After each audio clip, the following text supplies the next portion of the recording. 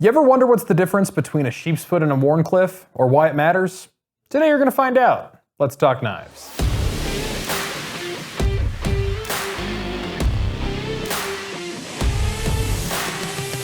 Welcome to Blade HQ, everybody. Today we are going to break down the most common blade shapes you're gonna see around the knife world and why they might make a difference in your daily life of cutting, starting with the good old standard. This is the Chavez RCK9, and it's standing in because it's got a very straight spine. And because of that, it just starts at edge and then it sweeps up to a point and a very straight spine. These are easy to make, very simple. They give you a nice deep slicey belly.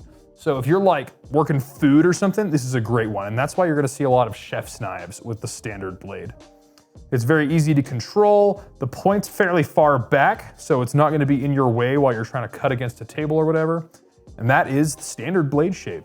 This one isn't super common in folders, and it's not my personal favorite blade shape, but it might be right for you, especially in my opinion, if you're working with food a lot. Next up on this cold steel Voyager, we have a drop point, and this is by far the most common blade shape you will see on a knife.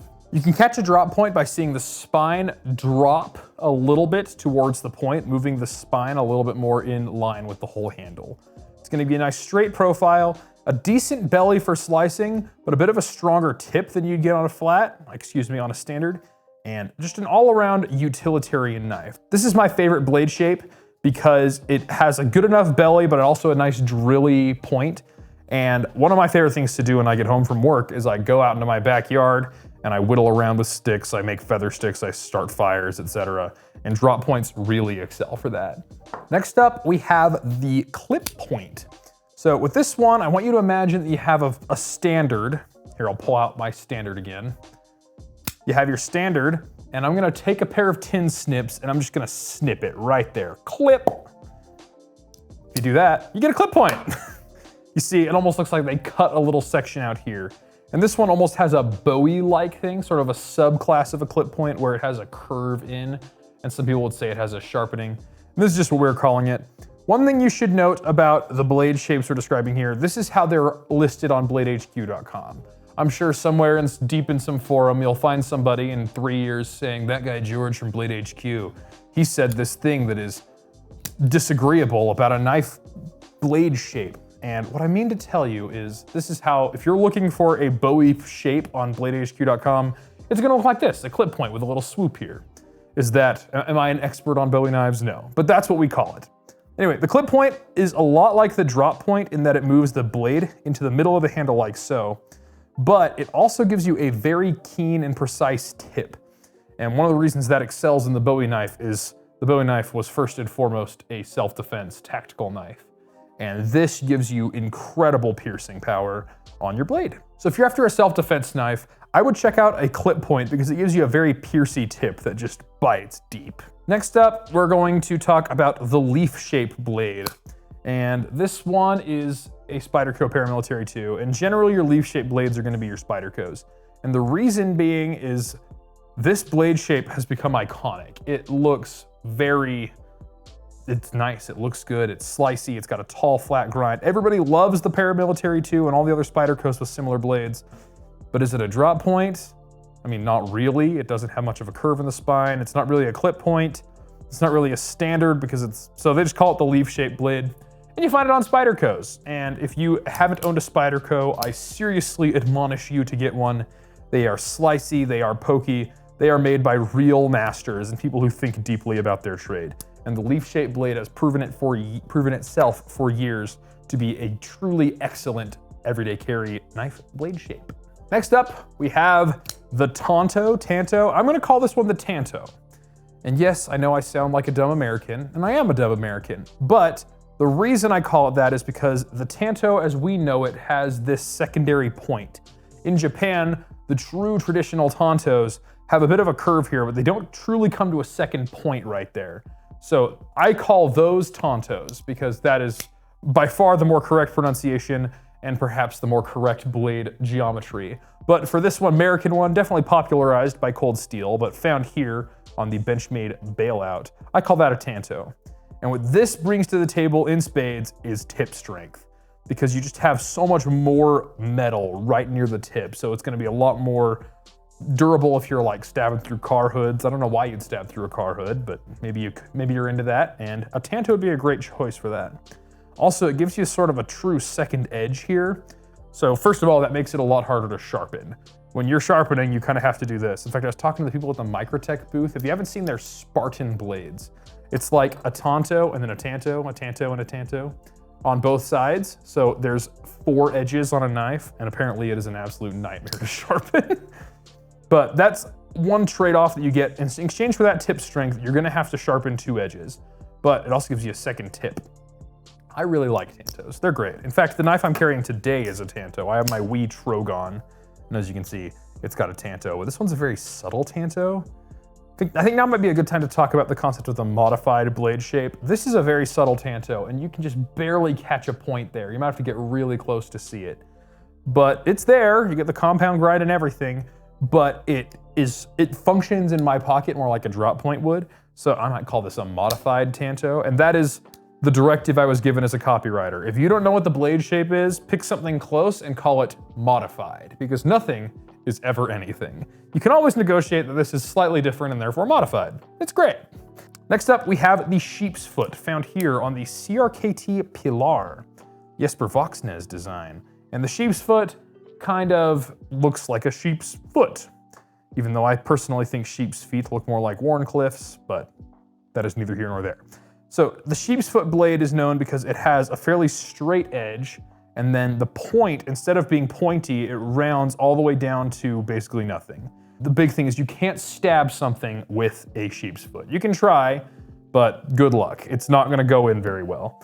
And that is how you know the Sheepsfoot. The Sheepsfoot's great for everyday carry because that point, even though it's not very stabby, it's really easy to get into tape and boxes and slicing against tables. In fact, that's why it looks a lot like the Santoku, the traditional kitchen knife.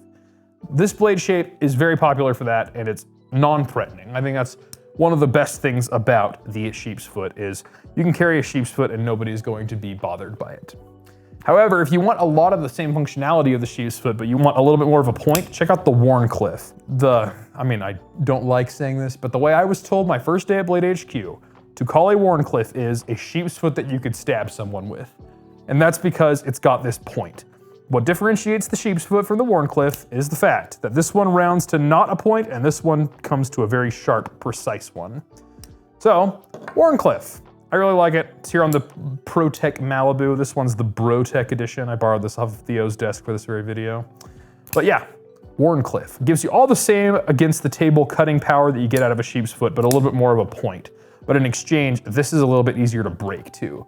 So if you're wanting for hard use and you're opting for something with more of a straight edge, I would either go with the Sheepsfoot or a reverse Tanto, which is like a Tanto, except it's like this edge is sharpened instead of this edge. I would definitely opt for a reverse Tanto or a Sheepsfoot if you want to do something hard, but if you really like the idea of a precise point and a fairly straight edge, which is easy to sharpen, I'd go for a Wharncliffe. Next up, we have the Spear Point, found here on the Kershaw Lucha with the titanium and carbon fiber.